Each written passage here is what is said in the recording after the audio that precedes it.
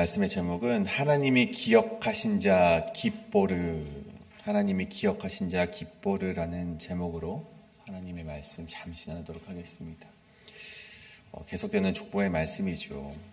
그 가운데에는요, 여러 가지 스토리가 또한 상제되어 있음을 우리가 보게 됩니다. 근데 오늘 말씀을 우리가 함께 읽었지만 더욱더 천천히 보게 되면 반복적으로 등장하는 한 단어가 있습니다. 그 단어는 바로 용사라는 단어입니다. 용사, 용감한 장사, 그런 단어들이 오늘 우리가 함께 읽은 본문 속에서 우리 찾아볼 수 있는 단어죠. 이 용사라는 단어는요, 히브리어로 기뽀르라고 합니다. 이 기뽀르라는 단어는 큰 용사, 힘이 센 자, 용감한 장사, 전쟁에 출전할 만한 자를 가리켜서 기뽀르라는 단어가 사용이 되죠. 하지만 이 본문 속에 수많은 인물들을 보십시오. 이 인물들은요, 사실 어떠한 전쟁을 했는지, 어떠한 의미에서 용사가 되었는지는 우리가 알 수는 없습니다. 그들은 이름만 등장할 뿐 따로 특별한 이야기나 업적이 나오지 않기 때문에 우리가 그들이 왜 용사인지는 알 수 없지만, 그럼에도 불구하고 하나님은 오늘 본문에 나오는 자들을 향해서 기뽀르라고 기록을 해놓으셨다는 것입니다. 이는 우리에게 중요한 사실을 말해줍니다. 이것은 하나님이 어떠한 업적을 세우고 이름이 널리 알려진 사람만이 아니라 그 시대의 신앙을 지키고 공동체의 책임을 졌던 사람들 모두를 기억하시고 그들 모두를 기뻐르로 인정하셨음을 우리는 오늘 말씀을 통해서 발견해낸다는 것입니다. 그래서 오늘 설교를 통해서 특별히 우리는 하나님께서 왜 그들을 기뻐르라고 용사라고 부르셨는지 우리가 조금 더 함께 살펴보고 우리도 그 은혜의 계보에 어떻게 설 수 있는지 함께 잠시 묵상해 보고자 합니다. 오늘 한 가지로 우리 한번 살펴볼 텐데 가장 먼저 하나님의 기뻐르로서 살아가라. 첫 번째는 하나님의 기뻐르로서 살아가라 입니다. 제가 히브리어 이 기뽀르라는 단어를 이 구약 성경에 얼마나 나왔나 한번 살펴보니까 구약에 한 160회 정도 이런 말씀이 기록이 되어 있더라고요. 근데 그때마다 앞서 말씀드렸듯이 강한 자, 힘이 센 자, 큰 용사 이런 단어들로 사용이 됩니다. 하지만 그런 단어의 의미만을 가지지 않은 구절도 분명히 있긴 했습니다. 출애굽기 15장 3절에서는요, 하나님에 대해서도 이 기뻐르라는 단어가 사용이 되는데 그때는 이런 말이 되더라고요.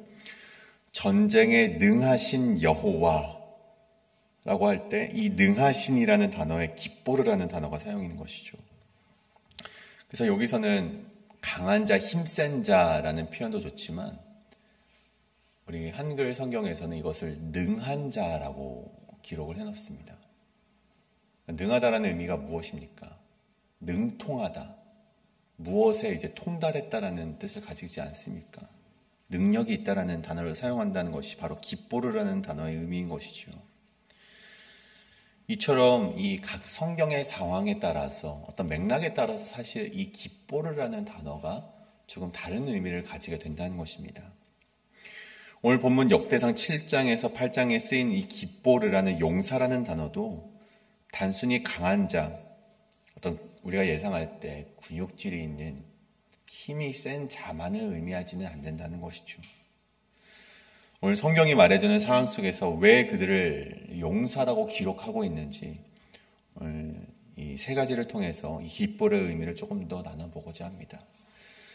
이 기뻐르의 첫 번째 의미는 무엇인가 하면 이 책임 있는 하나님의 백성을 말하는 것이죠. 오늘 본문에 나오는 이사갈 지파, 베냐민 지파, 므낫세 지파, 에브라임, 아셀 등 여러 지파의 후손들에게 이 기뻐르라는 단어가 반복적으로 사용되는 것을 보게 됩니다. 7장 2절에 보면 대대로 용사이더라. 7절에서도 그 집의 우두머리요 큰 용사라. 11절에도 모두 우두머리요 큰 용사라. 뿐만 아니라 40절을 보면 정선된 용감한 장사요 방백의 우두머리라. 계속해서 보면 용사라는 단어가 계속 나오고 있죠. 근데 오늘 본문에 나오는 지파들이 어떤 특징을 가지고 있는지 우리가 보면 이들 모두는 다윗 시대에 군사적으로 수만 명을 동원할 수 있을 정도로 굉장히 큰 영향력이 있었던 가문이었다는 것이죠. 근데 그것 때문에 그들이 용사라고 불리었던 것일까요? 여러분, 그렇진 않습니다. 하나님께서 이들을 기억하셨던 이유, 그리고 용사라고 기억하셨던 이유는 단지 숫자나 물리적인 능력 때문은 아니었습니다. 오늘 깃보르라고 불린 이들을 보십시오. 오늘 용사라고 불렸던 이들은 각 가문의 우두머리였고 이들은 신앙의 계승자들이었습니다. 다시 말해서 그들이 단순히 어떠한 전투에 임할 수 있는 능력치가 있거나 어떠한 그런 맹렬한 그런 마음가짐을 가졌기 때문에 용사로 불림받은 것이 아니라 그들이 하나님께서 맡기신 공동체의 책임을 충성되이 감당하여서 자신의 족속을, 자신의 민족을 번성하게 했던 그런 우두머리였기 때문에, 그 책임을 다했던 우두머리였기 때문에 성경은 그들을 용사라고 기록했다는 것입니다. 여러분, 용사란 누구입니까? 여러분, 용사라는 것은 하나님께 용사라 부름받는 이들은 다름이 아니라 공동체 안에서 감당한 영적인 책임자의 역할을 다한다면 하나님은 그들을 용사라고 기록한다는 것입니다. 내 안에서 우리 가문을 번성하게 하고 신앙을 잘 흘려보내는 역할을 감당한 이들을 하나님은 용사라고 불러주신다는 것이죠. 오늘 첫 번째, 용사, 책임 있는 하나님의 백성, 그 역할을 하나님께서 기억하시고 그들 모두를 용사라고 불러주셨음을 기억하시며 우리 모두도 우리의 신앙을 잘 흘려보내고 하나님의 백성으로서 우리의 가정을, 우리의 공동체를 번성할 수 있게 하는 여러분 되시길 간절히 소원합니다. 그 다음에 두 번째로 이 깃보르란 어떠한 자들을 말하는가? 절망 속에서도 믿음으로 버텨낸 자를 말합니다. 7장 20절부터는 에브라임 지파의 족보가 기록이 되죠. 그런데 여기에는요, 다른 족보에는 기록되지 않은 감정선이 기록되어 있습니다. 에브라임의 아들들이 이 가드 사람에게 죽임을 당하게 됩니다. 그래서 성경은 말하길 그의 아버지 에브라임이 여러 날 슬퍼하였다라고 22절에서 기록하고 있죠. 근데 이것은 단순한 사건의 보고, 그냥 족보에서 감정을 다 배제하고 그냥 이름만 열거한 것이 아니라 이 에브라임의 상실과 애통의 감정이 이 족보 속에 들어가 있다는 것입니다. 성경에서도 그 집안이 재앙을 받았다라고 분명하게 명시를 하고 있죠. 근데 오늘 이 에브라임의 이야기 안에는요, 그 슬픔의 좌절한 부분만을 기록하지는 않습니다. 보십시오. 이 에브라임은 슬픔을 경험하고 좌절을 했지만 그 슬픔을 딛고 일어나 다시 아들을 낳는데 그 이름을 브리아라고 지었습니다. 이 브리아라는 이름의 뜻은 재앙 중에 태어난 자라는 의미를 가집니다. 근데 이 재앙 중에 태어난 자 브리아라는 이름은요, 에브라임이 자신이 지금 당한 상황을, 정말 그 좌절의 상황을, 재앙의 상황을 인정하는 고백이기도 하지만 동전의 양면처럼 이 이름의 의미를 다르게 생각하면 동시에 슬픔을 이겨낸 믿음의 고백이기도 하다는 것입니다. 그가 좌절로 인하여서 대가 끊길 수도 있었지만 굴하지 않고 우리가 믿음을 딛고 일어나 아내와 동침하여서 새롭게 난 아들, 이 브리아라는 이름은 그저 단순히 재앙에 머물지 않고 재앙을 딛고 일어나 대를 잇게 된 아들의 이름이기도 하다는 것이죠. 여러분, 절망 속에서 좌절하며 대가 끊기지 않을 수 있도록 버텨냈을 때 이 에브라임에게 어떠한 축복이 일어나게 됩니까? 이 브리아의 후손 끝에 모세의 후계자이자 가나안의 정복을 지도했던 이 여호수아가 등장을 하게 된다는 것이죠. 여러분, 하나님은 단순히 강한 자가 아니라 절망 중에도 믿음으로 끝까지 버텨낸 자를 기억하신다는 것을 우리가 깨닫기를 원합니다. 신앙의 흐름을 포기하지 않고 이어간 자, 고통 속에서도 하나님만을 바라본 자, 그 이름만이 하나님의 은혜의 족보에, 은혜의 계보에 남을 수 있다는 것입니다. 에브라임은 물론 여기서 용사라는 단어가 기록되지는 않습니다.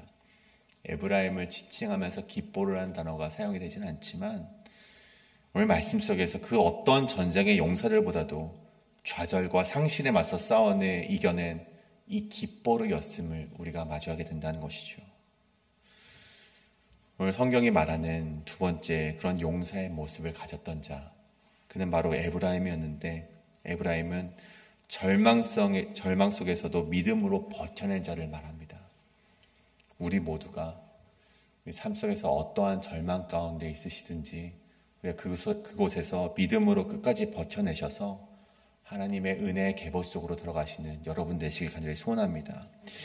그렇다면 마지막으로 기뻐르란 누구를 말하는가? 조용하지만 묵묵히 신앙하는 자들을 가리켜서 성경은 기뻐르라고 말을 하고 있습니다. 7장 30절 이하를 보십시오. 그 말씀에 나오는 아셀 지파가 있습니다. 이 아셀 지파는요, 성경 전체에서 주목을 받는 지파였을까요? 그렇지는 않습니다. 그렇게 주목을 받지 못했던 지파 중에 한 지파가 바로 이 아셀 지파였습니다. 그런데 오늘 역대기의 이 저자는요, 이 지파를 가리켜서 정선된 용감한 장사, 방백의 우두머리, 출전할 만한 자가 26,000명이라고 기록을 하게 됩니다. 40절의 말씀이죠. 이것은요, 단순히 군사력을 자랑하는 것이 아닙니다. 하나님 앞에서 그들이 얼마나 충성되고 준비된 백성이었는지를 보여주는 구절이 바로 이 40절의 구절이라는 것입니다. 여러분, 아셀은 눈에 띄는 왕도 선지자도 없었던 지파였습니다. 그러나 그들은 조용히 다음 세대를 세웠고 가문을 끝까지 지켜나갔고 역사의 뒤편에 서서 이스라엘 공동체를 떠받친 역할을 감당했던 지파가 바로 이 아셀 지파였다는 것입니다. 세상의 기준으로는 주목받지 못했지만 하나님은 그들을 정선된 자, 즉 골라낸 자, 다듬어진 자라고 그들을 불러주셨다는 것입니다. 여러분, 오늘날 교회에도 이러한 자들이 있습니다. 이러한 아셀 지파와 같은 사람들이 존재하고 있죠. 앞에 나서기보다 뒤에서 묵묵히 교회를 지탱하는 사람들, 이름이 알려지진 않았지만 믿음으로 일상을 감당하고 자녀를 길러내고 예배를 준비하는 자들, 하나님은 그들을 가리켜서 정선된 용감한 장사, 방백의 우두머리, 준비된 자라고 하나님께서 인정하신다는 것입니다. 그리고 그런 자들에게 기뻐르라는 영예로운 이름을 하나님께서 부여해 주신다는 것이죠. 사랑하는 여러분, 이것이 바로 세 번째, 조용하지만 묵묵히 신앙하는 자들, 바로 아셀 지파와 같은 자들을 하나님께서는 용사라고 불려주신다는 것입니다. 여러분, 오늘 말씀을 정리하고자 합니다. 하나님께서는 오늘 이 세 가지 영적인 책임성을 가지고 살아가는 자들, 또 좌절하지 않고 믿음으로 버텨낸 자들, 또 마지막으로 조용하게 신앙의 길을 묵묵히 걸어가는 자들을 가리켜서 용사라고 불려주셨음을 우리가 기억하기를 바랍니다. 그러니 오늘 이 말씀 속에서도 우리가 결단하길 바라는데, 하나님, 세상에 알려지지 않더라도 내가 이름이 주목받지 않는 이름이라 할지라도 하나님 앞에서 인정받으면 되겠습니다. 하나님으로부터 용사라고 인정받는 그런 인생이면 됩니다. 그러한 결단을 가지고 살아가는 저와 여러분이 되시길 간절히 소원합니다. 그래서 그러한 결단의 마음을 가지고 이렇게 기도하기를 원하는데요. 이 시간 기도하실 때, 하나님, 내가 나에게 주어진 이 가족과 가정과 이 공동체 가운데 내가 영적인 책임성을 가지고 살아갈 수 있도록 인도하여 주시옵소서. 하나님 아버지, 나에게 주어진 삶에 많은 문제들이 있습니다. 나를 좌절케 하는 문제들이 있습니다. 슬픔으로 빠져들게 하는 문제가 있지만 주님 아버지, 주님을 믿음으로 말미암아 끝까지 견뎌내는 믿음을 가지게 하여 주시옵소서. 마지막으로 주님 아버지, 내가 드러나지 않더라도 조용하게 신앙의 길을 묵묵히 걸어나갈 때 하나님만이 인정하시고 하나님 나와 동행하는 인생이 되게 하여 주시옵소서라고 이 시간 함께 통성으로 합심하여 기도하며 나아가도록 하겠습니다. 기도하시겠습니다.